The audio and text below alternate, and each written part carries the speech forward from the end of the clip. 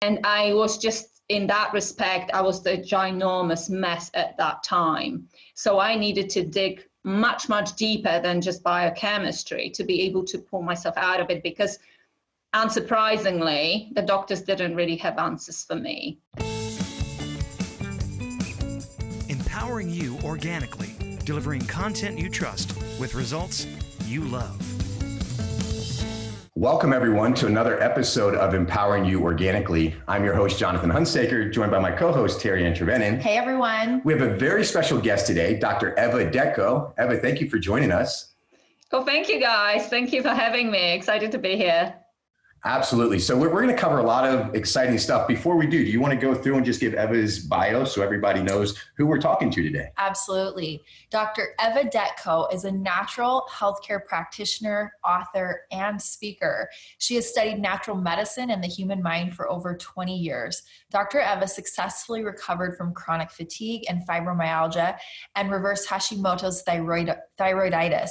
She now helps others recover their health. Dr. Eva has an extensive knowledge and experience in the field of human physiology, biochemistry, nutritional sciences, and bioenergetics.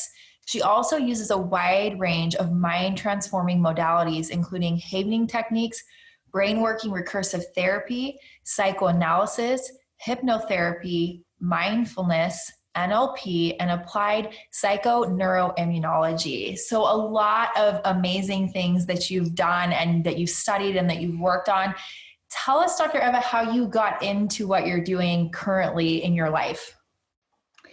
Yes, it's been a while, actually. And, I have had obviously challenges. It's probably very similar story to a lot of people who are in the field. I'm not really that dissimilar in the sense that it was actually my own life challenges that put me on the path that I am on today. And so therefore, I actually now see my life challenges as absolute gifts, because I definitely wouldn't be where I am. I wouldn't be here with you guys. I wouldn't be doing what I'm doing. I started really with biochemistry and nutrition. That was the first thing that I got drawn to. But I very quickly realized that without understanding the mind and how emotional stress, in particular emotional trauma, early exposure to stress and early trauma affects the body, without proper understanding and without addressing it fully, I was not able to have any meaningful impact on people I was working with. But more importantly, what happened in the meantime is I was very much go, go, go. I had at some point 3 jobs. I was doing 2 different diplomas and various things. I had a lot of stress in my life. And I picked up a viral infection. And that was basically that final trigger that pushed me over the edge, and I developed chronic fatigue and fibromyalgia. And really, by that point, I had already been quite good in terms of my nutritional focus. I was eating pretty much organically. I was already gluten-free. So it wasn't so much the nutritional changes in my case that got me out of the chronic disease states that I found myself in. It was actually addressing my emotional traumas and the emotional turmoil I was in at the time. And basically the roller coaster, because it all kind of comes together. There is the everyday stress, of course, but there is also the early trauma, and that how that affects our belief systems, our perceptions. And I was just, in that respect, I was the ginormous mess at that time. So I needed to dig much, much deeper than just biochemistry to be able to pull myself out of it, because unsurprisingly, the doctors didn't really have answers for me. So the more I was digging in, the more I was learning, I was then able to recover. Of course, I worked with some brilliant practitioners and therapists at the time that helped me through it. Then I went and then learned more. And this is why I've got such a range of different things going on when it comes to particularly working with the mind, is because everybody is different and we all have different emotional layers. We've all been through different emotional challenges.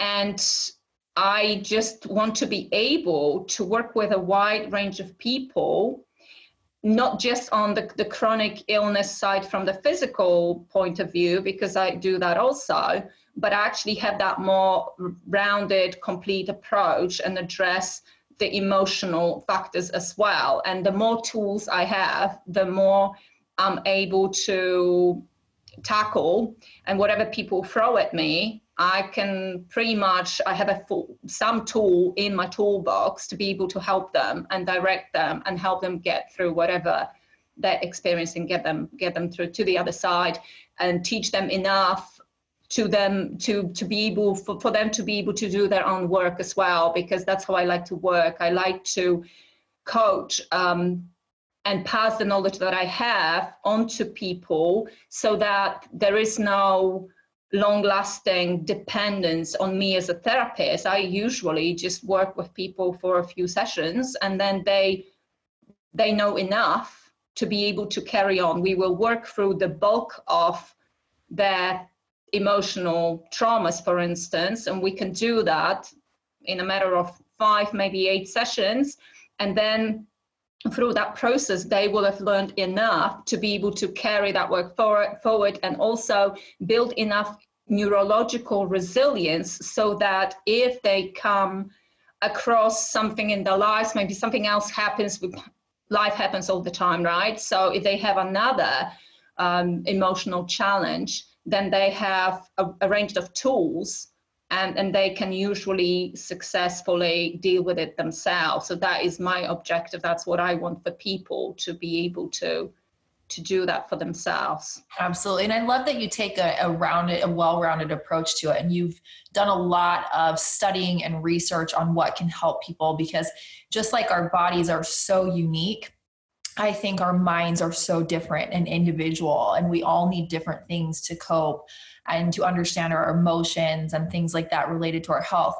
Before we really get into what you specifically focus on for people overall, including helping them with the health of their mind, if you will, tell us a little bit about your journey into healing your past trauma and your emotions, and not in the sense of getting super personal, but what sparked in your mind, I need to look at the emotional aspect of my health, the mental aspect of my health.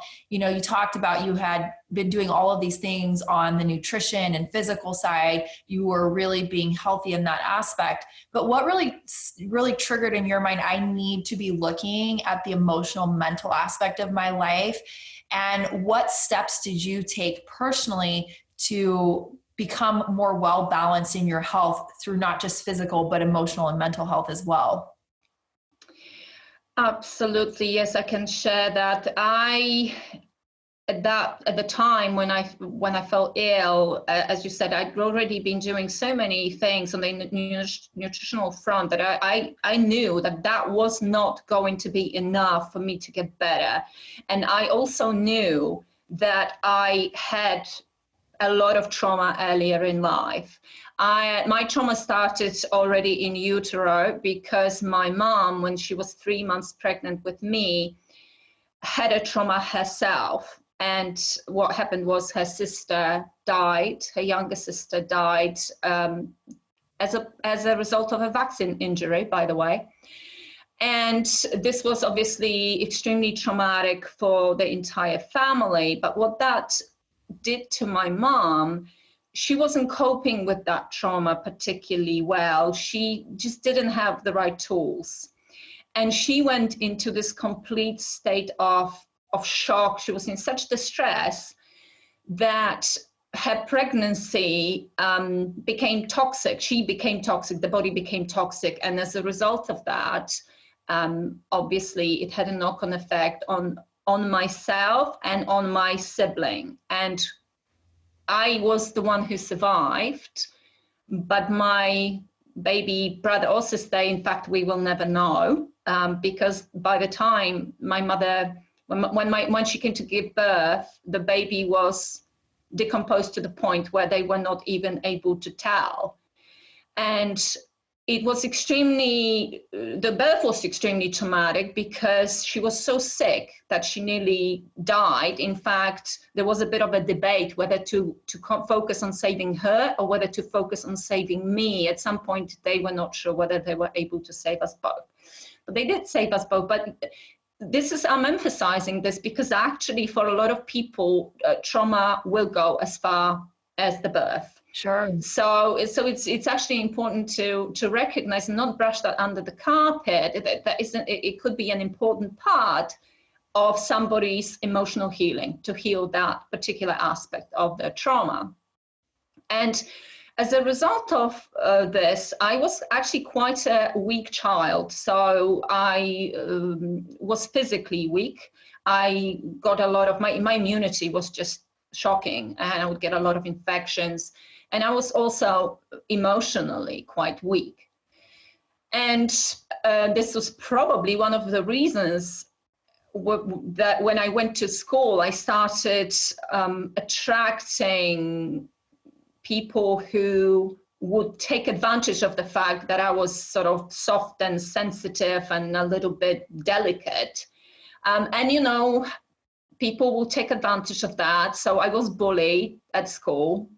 I also suffered sexual abuse when I was young as well. So I had quite a lot of different things going on. And in my teenage years, I actually felt suicidal. I felt that I had so many crappy thoughts and just self-destructive thought patterns at that point as a result of the earlier trauma, that I even questioned whether there was any point in living that way, because it was just horrible to be in my head. It was just quite a horrendous place to be. So when I fell ill, I already knew that my emotional state was completely shambolic, really, but I never up to that point spent the time to look at it, to resolve it, to look into it. It's just something that I never sort of had time for. And then when I got sick, it was no longer an option. I knew there was just so much there that there was no way that I was going to recover if I hadn't dealt with all of this. And I needed to dissect it. And over time, obviously, absolutely, I resolved it. It's absolutely fine. And like I say, now I look at this journey as a positive thing. You asked what I used in terms of the tools at that time. That was a long, long time ago. For some reason, I migrated towards hypnotherapy to begin with, and also neuro-linguistic programming. There were the two main modalities for me to use, obviously I asked for help. I wasn't able to use them myself at the time, but they were the main two modalities that at the time I utilized to help me get through the traumas. Now, obviously, since then, I've acquired quite a lot more. So now I've got something called havening techniques, which is an excellent, excellent tool in terms of working even with the most complex trauma. You can have incredible impact quickly and with permanent results. And another good tool I have also is, as you mentioned in the introduction, is the brain working recursive therapy. So those two tools, I didn't have them at the time, but even with the hypnotherapy and neuro-linguistic programming, mindfulness as well, and meditation, I was actually able to get to a really good place, good enough place to actually recover from my physical symptoms. So both from chronic fatigue and fibromyalgia, I did have a lot of body pain. And I was able to shift that. I was able to go back to dancing competitively, which is something I did at the time, and just, you know, training and just have enough energy to do all of that afterwards. Yeah, I think your story is so important, and I appreciate you being vulnerable enough to share, because A lot of people don't realize that many of the issues that they face with their health are directly tied to our mental and emotional health, including trauma. And I don't think we address all the way back to birth, being a child, being a teenager, being a young adult, the things that have really impacted us. I think we are such a busy world now that we just sweep things under the rug and we keep going. There's also a lot of stigmas around mental health and emotional health. There is still a stigma around seeking counseling and therapy for your mental and emotional health. And while people are starting to talk about it more, it's still something that a lot of people look down and frown upon. And in fact, it's something that is so critical to our overall health, a holistic approach to our health. And I think your story is going to be very powerful for our listeners, because I think a lot of people don't connect those dots of, I'm doing everything I can with my health, but I'm still sick and I'm still not as happy as I could be. And sometimes that takes peeling back the layers of our life and really addressing those issues. So I appreciate you sharing. Well, and I'm going to butt in here for a second, because there's something, I think also when people think about therapy, they remember old school therapy, right? You go see a therapist every single week, and we got to relive all of these traumas and talk about these traumas over and over for weeks and years. And it's like, is that really healing? I mean, to a certain extent, it probably is healing. But what's really interesting is therapy's come a long way. Like you talk about, you can have 2 and 3 sessions and truly heal somebody from where they are. So it's not a matter of going back and having to relive these traumas week after week, and you know what I mean? And going through all of that, there's actually healing techniques that have been developed along the way. And I'm imagining that's what you're talking about with your havening techniques and your brain working, recursive therapy. These are things that people can go do a few sessions of, right? And actually get the healing. Absolutely, because don't forget, we may not know everything about the brain as yet, but the advances in neuroscience, even in the last 10 years, has been immense. And those techniques that I'm describing are neuroscience-based techniques. So we can be a lot more targeted with our approach, and we know exactly what we're trying to achieve, how to get to that part of the brain, and how to essentially change the neurology, because we actually remodeling the neurology with those techniques. So my word of advice for anybody listening, if you embark on therapy and you've done 5-10 sessions and you're not feeling a major shift, move on, because you can do a lot better. I know a lot of people, a lot of practitioners will hate me for saying that, but honestly, this is the times where people would go to a psychoanalyst or whatever they were called back in the 80s 3 times a week for however many years on end. That's just, no, we don't do that anymore. And if anybody out there still does, then please keep away from that, because you don't need to. You just don't need to. There's no need for that anymore. Good advice. Yeah. And I agree. I think with the advances we have, there's so many options out there. So you talk a lot about the fact that you cannot have optimal health without a good autonomic nervous system. Talk about the autonomic nervous system, first of all, and then what its relation is to our health. Sure, of course, very important. Autonomic nervous system is part of the nervous system that supplies our internal organs. So we're really talking about anything and everything here, the blood vessels, the stomach, in fact, the whole of the digestive system, kidneys, bladder, genital, and so on. And we used to describe the autonomic nervous system as the system that is just the fight or flight, the sympathetic, and then there is this parasympathetic relaxation response.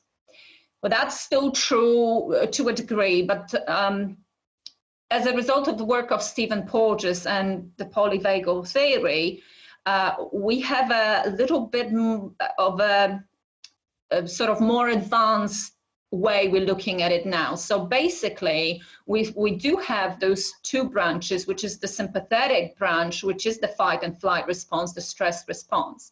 And then we've got the parasympathetic branch, which is basically synonymous with the vagus nerve. However, the vagus nerve is not just one thing. The vagus nerve, people may have heard that if you activate your vagus nerve, that means you obviously you're more relaxed, then your gut works better and everything works better. And that's still the case, of course. But the vagus nerve has actually two branches as well. So we've got the ventral vagus complex, which we know and refer to as the vagus nerve. So when we do vagus nerve stimulation, that's what we're talking about.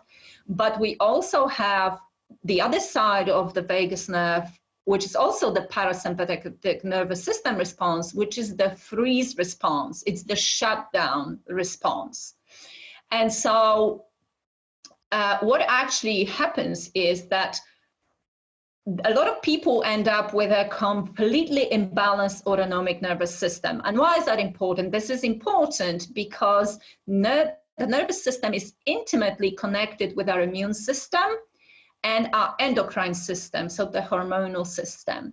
And any stressor that we introduce into the system, and oftentimes, of course, it will be emotional stressors, not always. We often, obviously, we can have mechanical stresses and we can have chemical stresses. They're also stresses, and the body doesn't really tell the difference. It reacts the same way to whatever stresses, we're talking about.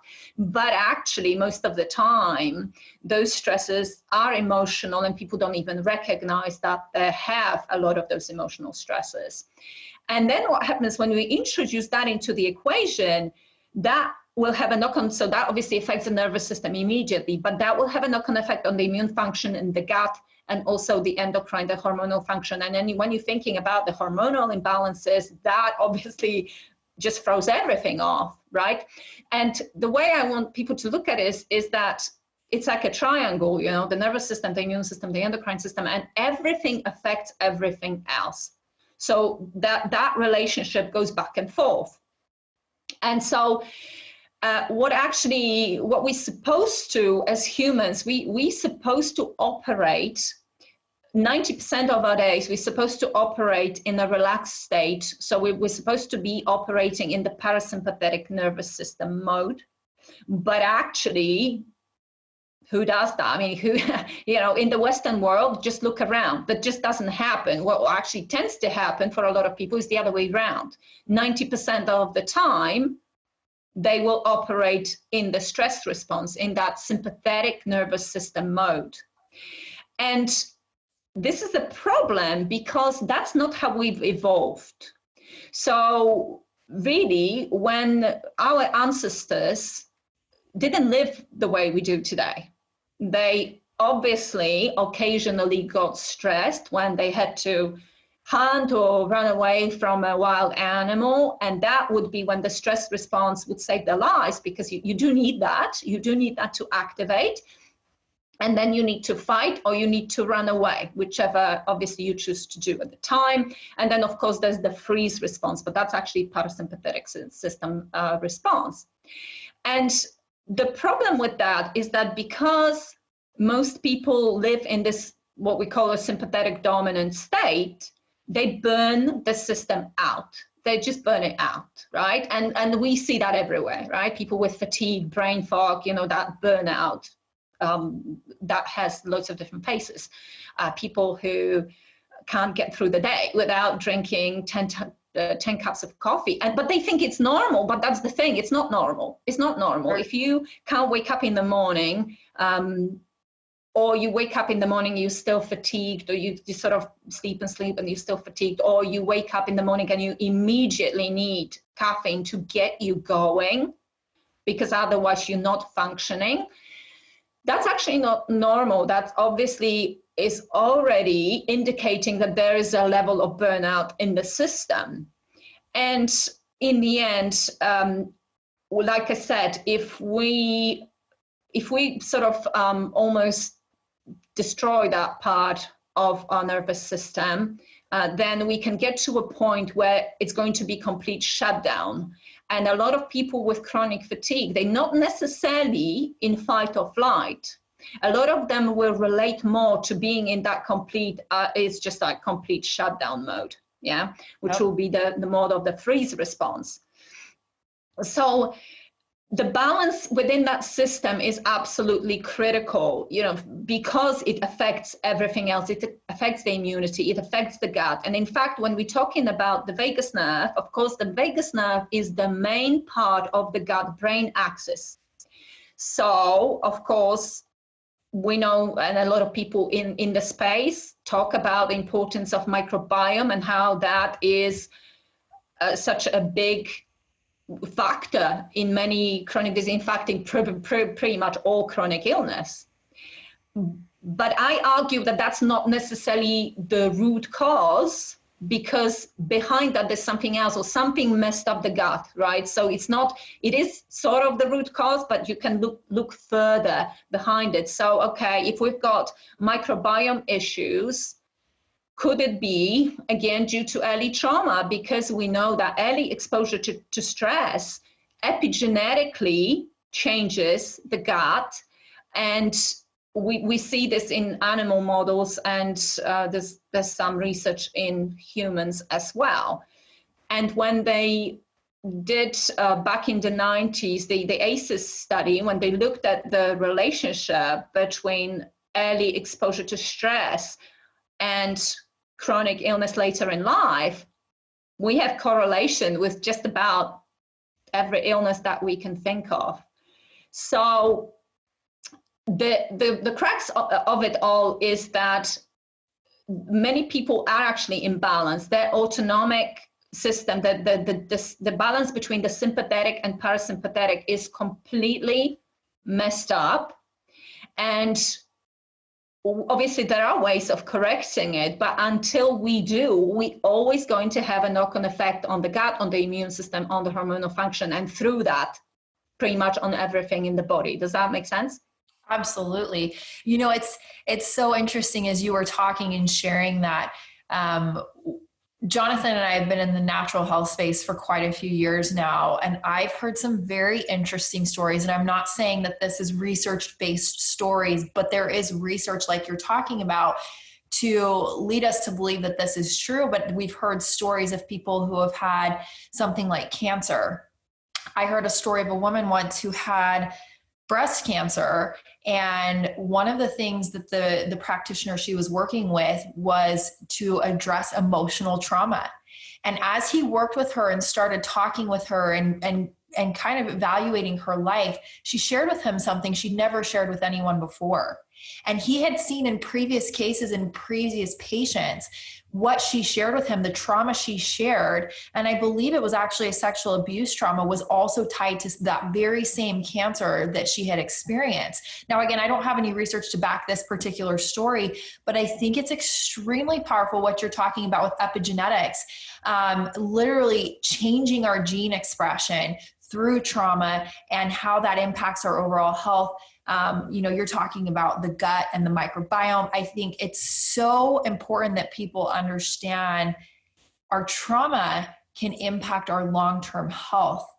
And I think that we don't even realize at times when we have certain stress in our life, when we're sick, when we have things going on, like you talked about, where it's just, we get to that point where we're in total shutdown, that we haven't addressed the things from our past that are actually impacting everything in our body. And so I think it's very powerful. And I think what you shared with people today is going to wake a lot of people up to the fact that they may have past traumas that they really need to work through and heal from and move forward from. So I want to ask you about the polyvagal theory, because I'm really interested in this. And will you tell our listeners what this is? So I already actually started talking about it when I said that previously, before Stephen Porges came up with this, we looked at the autonomic nervous system as, right, this is the sympathetic bit, and that's the fight or flight, and this is the parasympathetic, that's the relaxation response. But when he developed this theory, really, he named the ventral part of the vagus nerve, so the ventral vagus complex, not the freeze response. The ventral vagus complex is the relaxation. It's the relax, heal, detoxify response. And by the way, we don't heal unless that is activated. We do not heal in sympathetic or freeze mode. We do not heal at that point. We can only heal, the body can only heal if we activate the rest, digest, detoxify, and heal response, which is basically the vagus nerve, right? So that's really, really key. If there's one thing that people take away from this, is remember this. So if you are constantly activated, you have no chance to heal because your body is running away from wild animals or is fighting something. It's that sort of thing. So there are other priorities when you're in the sympathetic nervous system response. From the point of view of your survival, healing is really far, far, far down the list, right? No time for that. We're trying to survive here. This is the reason why. So what Stephen Porges actually talks about is he actually named the ventral vagus complex, so the vagus nerve as we know it, he called it the social nervous system. And it's a very interesting concept, because a healthy vagus nerve, a healthy social nervous system, allows us to connect with ourselves, allows us to connect with the world, and empathize and bond with other people, right? So if we have healthy vagus function, we can read other people's expressions and we get it right. When we have poor vagal function, we will completely misinterpret the cues from other people. So sometimes people can come across, people can be fearful and we will interpret it as an attack. We will interpret it as maybe that they're angry, but actually it could be that they're fearful. And actually that's very, very often the case. So when that vagus nerve function is compromised, we just lose that ability to really tell what is what in our social connections. We actually also have difficulty self-regulating. So people will be more prone to addictions, for instance. And, when you think about it, this is really important, because this is, we activate that part of our nervous system when we feel safe. And of course, in our social connections, we want to be able to tell who's safe to approach, who's not safe to approach. We want to be able to read that correctly. But like I say, if that vagus function is a bit, because the sympathetic is dominating, then we just lose the plot a little bit and lose the ability not to just self-regulate, but to also read other people. And that actually potentially can have a massive impact, of course, on our relationships and our social connections, right?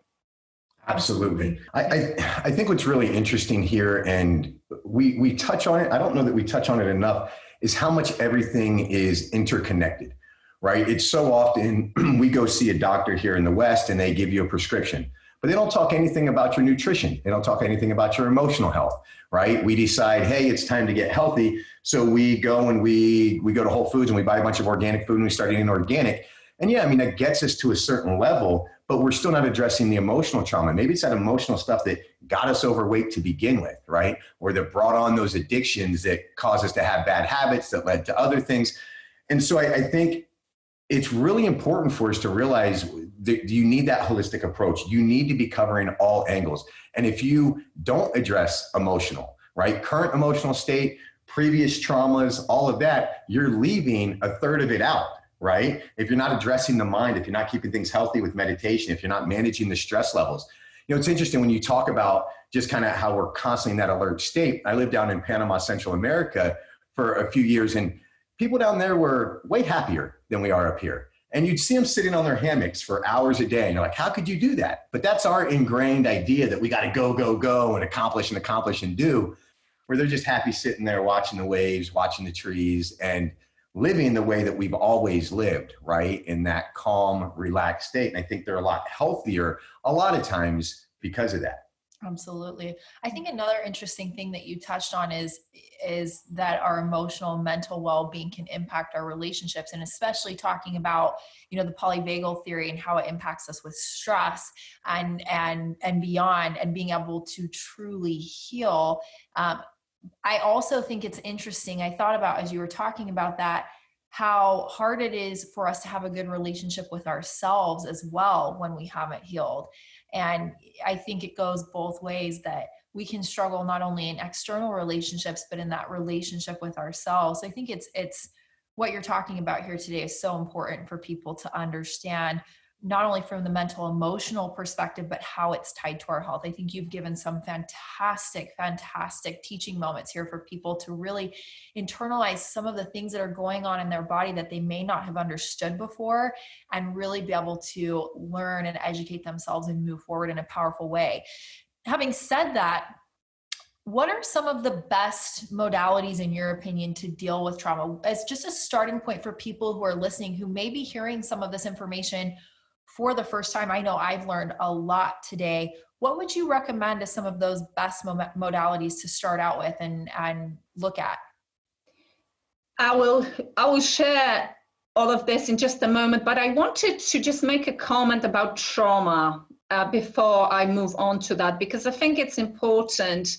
A couple of things, actually. So what I want people to understand is that early trauma, early exposure to stress, as much as it obviously messes up your gut and your epigenetic expression, as we discussed, but what it also does, it actually ramps up the nervous system, and it makes you more susceptible to stress, and it makes you less equipped to handle stress, and it makes you more susceptible to subsequent trauma. So what does that mean? That means that, for instance, they looked at this with at soldiers with PTSD, and why is it that not all of them get it? Yes.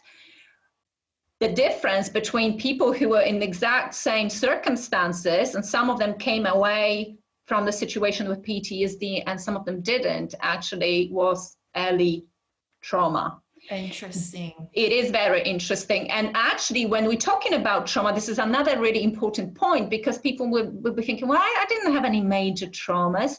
So when I'm talking about trauma and early exposure to stress, I'm not actually necessarily talking about PTSD.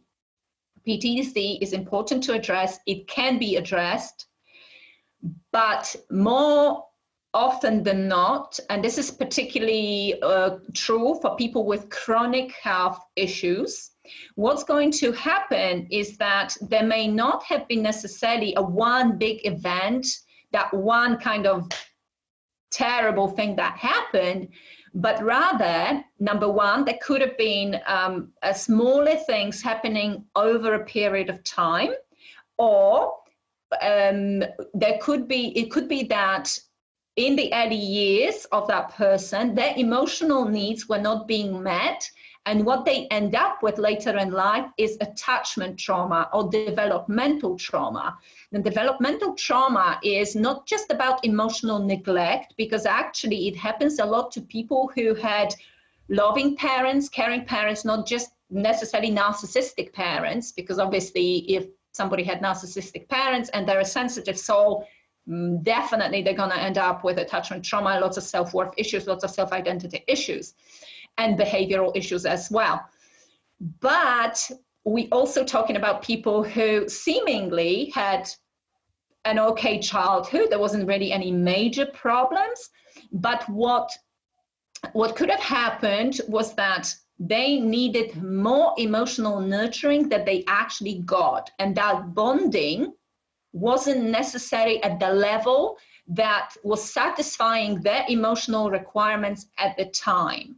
So emotional trauma is an interesting one. The attachment trauma, rather, is an interesting one, because it's oftentimes about what was missing rather than what actually did happen. And when I'm working with people with chronic illness, because that's really the clientele that I attract, it's going to be people who have autoimmunity in particular. I work a lot with that.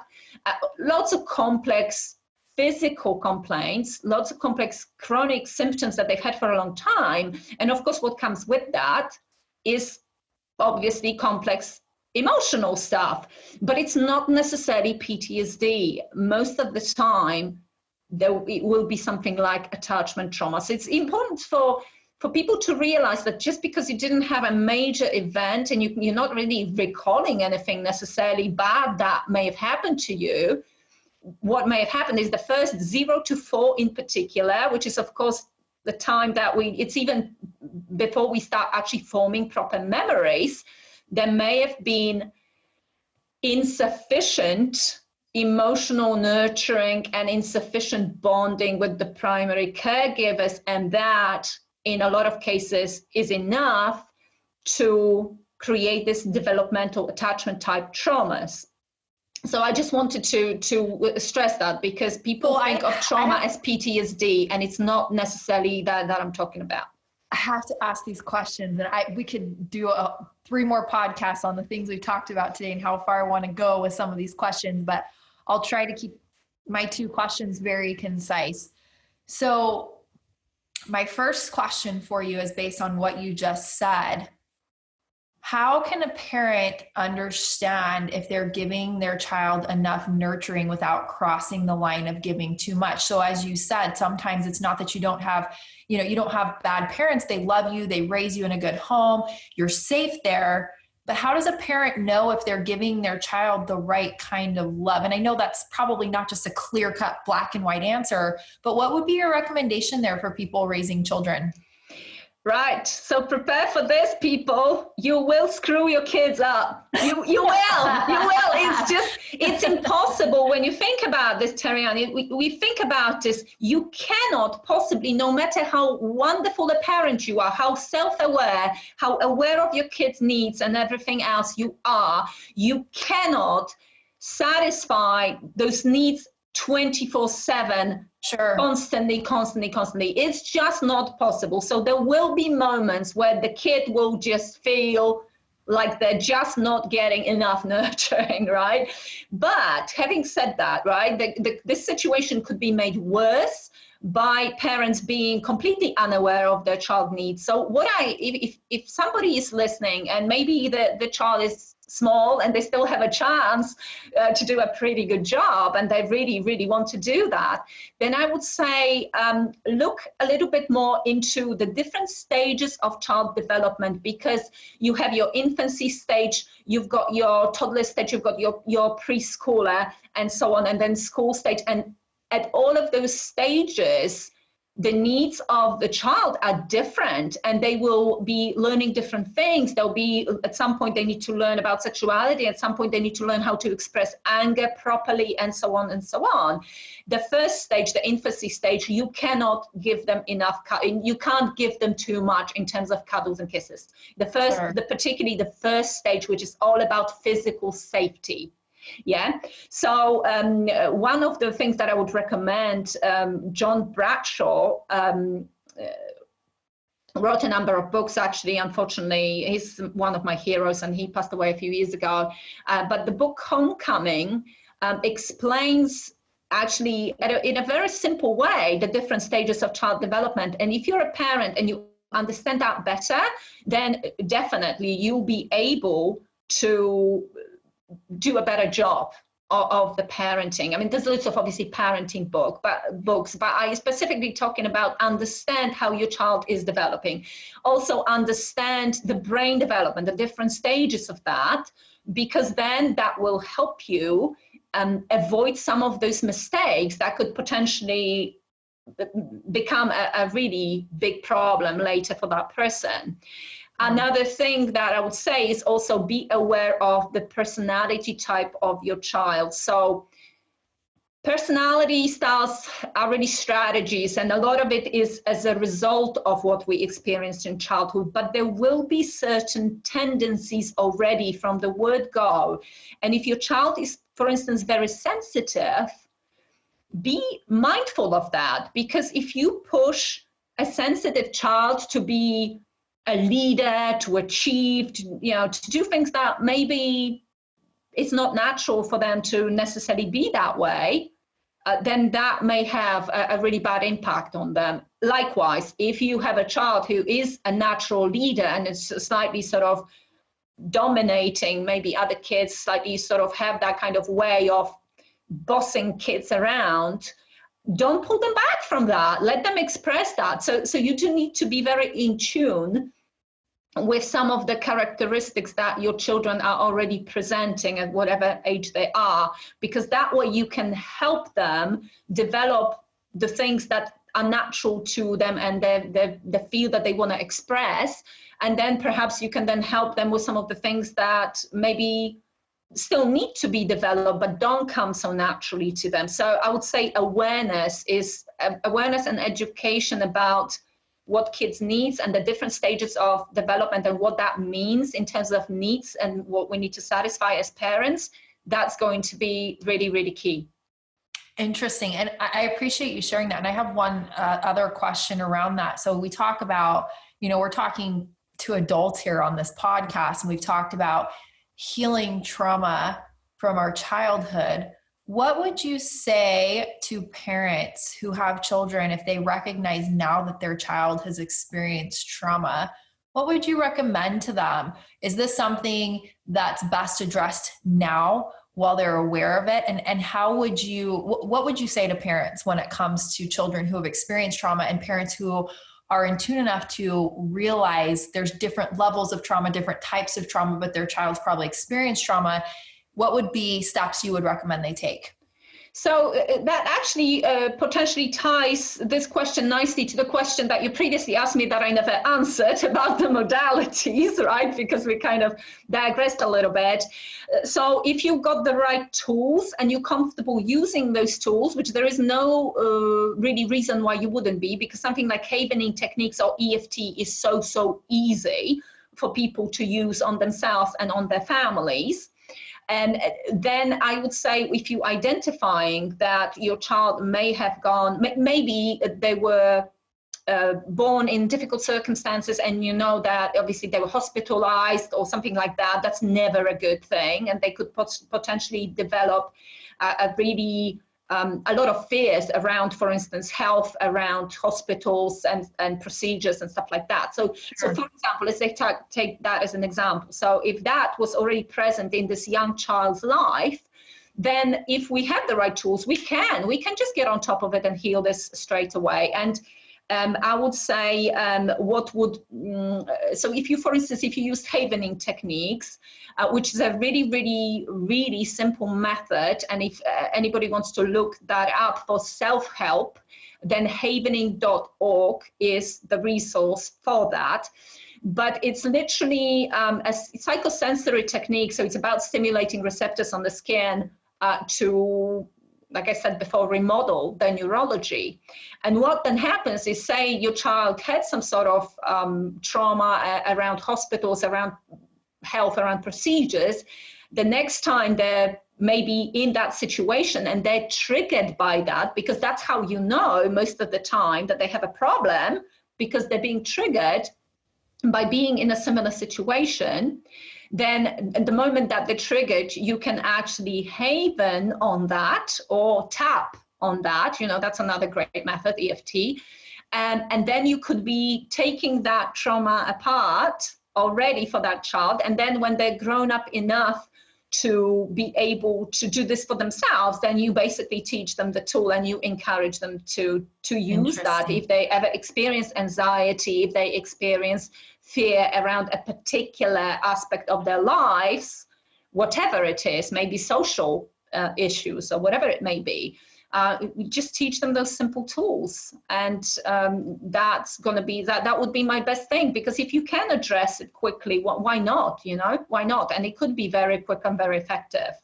Sure. And I'm assuming that it's, the same thing that you just recommended pertaining to my question around children would also be the recommendation for adults as well. So, this has been amazing. I have to say this has got to be one of my top 3 podcasts to date, because we talk all about health and food and, our internal systems and our body. I just don't think we could stress enough how important our mental and emotional health is. And so I've loved everything we've covered today and everything you've shared. It's just been so insightful and so informative. I know I've learned a lot. I mean, my biggest takeaway is that I'm screwing up my kids no matter what I do. So that was very insightful. No, I'm in 100% agreement. I mean, I'm familiar with EFT, emotional freedom techniques, and tapping and things like that. And I haven't practiced them enough, but quite frankly, there's a lot that we're talking about that really applies to me when it talks about our kids. I have 3 and 5-year-old girls, and it's something I'm very self-aware, but I know that there's things there, right? Just that naturally happen. that's going to have me even more conscious of what are ways to address it. So it's not when they're 16, 18, 20, 22, they're trying to figure all this out. And why do I feel this way? And what things happened? Why not address it now? And quite frankly, I mean, whenever we do podcasts like this, I reflect on myself and my life, and I'm thinking of all these past traumas I have that would be better to work through in better ways. And so I think I like doing these podcasts. I think I get the most value just by being able to hear firsthand from you. And I just love that you're sharing this with our audience. Now, I know you also have a summit coming up that's going to teach everybody about this absolutely free, correct? Absolutely, yes. So I have done events like this in the past, and this is sort of like a following up from what I've done before. But basically, we're going to have a summit that is called Mind, Body, and the Vagus Nerve Connection. So the focus is very much obviously on the vagus nerve that we described, the relax, the digest, heal, detoxify, heal response that is so important. We cannot heal without this. So we're going to be looking at different things that screw up the vagal tone and the things that can actually help it and repair it, and we can actually thrive as a result of it. So that's going to be coming up in June, and obviously it's going to be great. Right from their home, right? They don't have to go fly somewhere and pay for hotels and all that. This is something they can attend right from home, correct? They can attend that absolutely from the comfort of their own living room or office or whatever it is. And it's just an online event. Loads of absolutely incredible content. I've got over 40 sessions on this event, all going over a period of a week. So there's going to be definitely a lot of information to absorb, and it's going to make, even if you apply a tiny percentage of what you learn from that, it's going to make a difference. So, but I wanted to actually, you did say that obviously we need to recognize that emotional trauma is such a huge part of healing. And if I may, I just wanted to say that, like I said, I work with chronic illness, and I have a lot of case studies, but I just wanted to quote one person who I work with, and this is basically something that I've seen so many times. But in this particular case, this lady she'd had gut problems for over 10 years. Okay, over 10 years of what didn't she try? Different nutritional protocols and you name it, supplements, blah blah blah, right?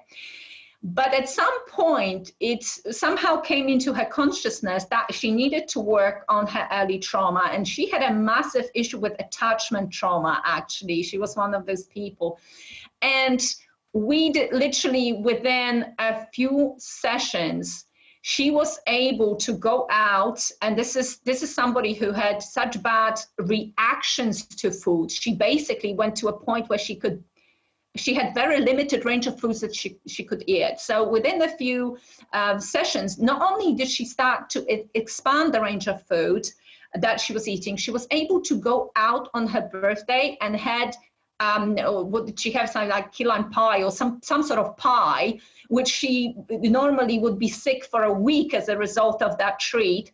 And she had no ill effects, and her gut function just continued to improve after we completed that work.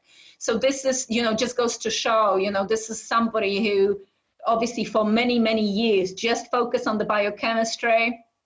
But it's when she focused on the emotional side, that's really what shifted things for her. And I've got many, many stories like that, right? So yeah, I think that just speaks for itself.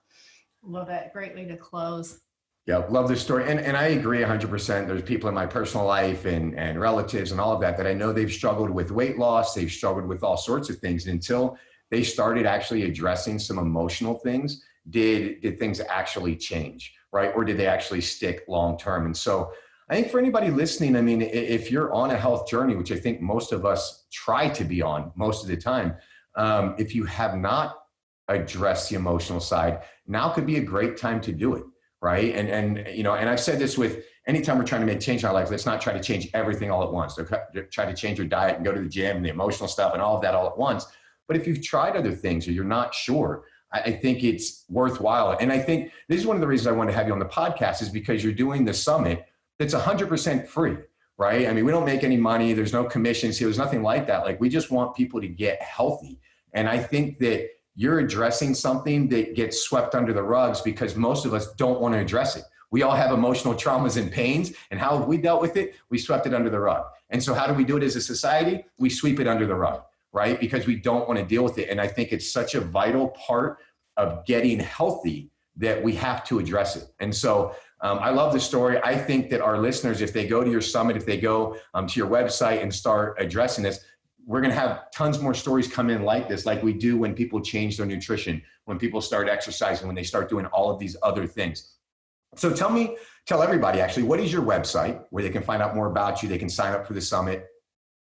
So yeah, the best way to connect with me, I'm not really big on social media, I have to admit, but the website is the best resource really, and it's dreva.com, so it's dr-eva.com. And what I actually do have, again, as another free resource on the website, I do have a 45 question questionnaire. And I called it emotional toxicity questionnaire. So if you're listening to this and you're thinking, I'm still not quite sure whether this is me, then go and look at those questions and take that questionnaire. It's just there on the website. So you can just work through the questions and just see how many you score. Because I have to say that most people who take it get a little bit shocked by it because they just don't expect to score as high as they usually do on that questionnaire. So that would be, if you're not sure where you're at, that would be a good way of assessing. And then from there, you can decide when you want to take action to fix it. Love it. Before I wrap up, I know you have one final question that you ask everybody. So I'll let you go ahead and ask that question. Yeah, if you could leave one statement with the world regarding anything, it's totally up to you. What would you say to people? Wow. Okay. Right. So I would say if you take the time to heal yourself, you will also be contributing to healing the global community, because obviously we are all energetically connected. And we didn't really go into that so much, but a lot of that trauma sits in your biofield, in your energy field. And so when we correct that, we do have an impact on ourselves energetically, but we also have impact on other people's, our relationships improve. So if you do this for yourself, you also doing it you're going to have a global impact. You're going to have a wider impact with this work. Love it. One of my favorite responses too. Love that. So if you're looking for more, if you're looking for links, resources, links to Dr. Eva's site, just go to empoweringyouorganically.com. We'll have the transcripts, the replay, all of the show notes, all of the links. If you're enjoying this podcast, if you learned a lot, make sure you like us on iTunes, subscribe so you don't miss a single episode. And Dr. Eva, thank you so much for just taking time out today and sharing so much amazing knowledge and life experiences with our audience. Thanks to you guys, because obviously you're providing this platform for people to share important information that can have a really obviously massive impact on people's lives and people's health. So I thank you for inviting me. Thank you. Thanks everybody for listening, and we'll see you on the next show. Have a great day, everyone.